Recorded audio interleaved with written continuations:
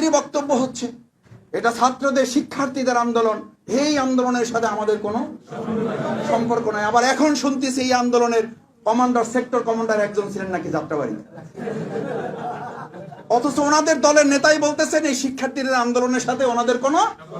আরে ভাই, আপনি যদি সেক্টর কমান্ডার হন তাহলে আগে আপনার মূল নেতার সাথে কথা বলে তারপরে বক্তৃতা করেন।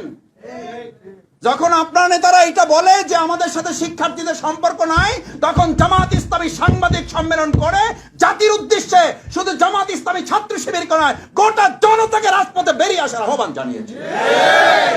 জনগণ বুঝে বলেই যে জনগণ 53 বছরের সমস্ত পচা গলা পদ্ধতি রেখে এবার নতুন কিছু দেখার জন্য নতুন বাংলাদেশে তারা প্রবেশ করেছে। আমরা নতুন কিছু দিতে চাই, নতুন কিছু দেওয়ার সাহস করেন, নতুন কিছু দেওয়ার জন্য উদ্যোগ গ্রহণ করেন। যদি জামাত ইসলামী হেরে যায়, যাবে। মুখে বলতেছেন জাতীয় সরকার, আসলে অন্তরে অন্তরে আপনি যে জাতীয় সরকার চান না, তার সবচেয়ে বড় প্রমাণ হচ্ছে আপনি এই প্রপোর্শনাল রিপ্রেজেন্টেশনের বিরোধিতা করছেন।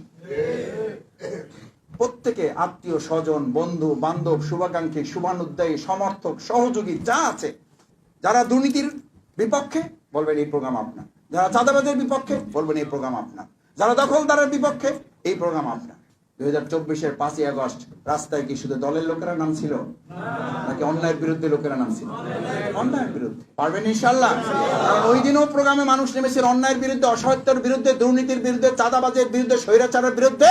আর আমাদের 19শে জুলাইয়ের প্রোগ্রামটাও দুর্নীতিবাজ, চাঁদাবাজ, সন্ত্রাস, বিচার, সংস্কার, এই সব কিছুর দাবি। পারা যাবে ইনশাআল্লাহ, কিন্তু এটা মানুষের কাছে পৌঁছাইতে হবে।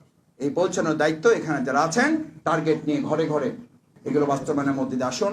আল্লাহ সুবহানাহু ওয়া তাআলা যেন আমাদের সমাজের কল্যাণে, মানুষের জন্য কাজ করা, সমাজ কল্যাণমূলক একটা রাষ্ট্র বিনির্মাণের যে দায়িত্ব আল্লাহ সুবহানাহু ওয়া তাআলা আমাদের উপর অর্পণ করেছেন, সেই দায়িত্ব পালনের মধ্য দিয়ে আল্লাহর কাছে যেন হাজির হতে পারে। আল্লাহ তাআলা আমাদের তৌফিক দিন। সকলে বলুন আমিন। আসসালামু আলাইকুম ওয়া রাহমাতুল্লাহি ওয়া বারাকাতুহু।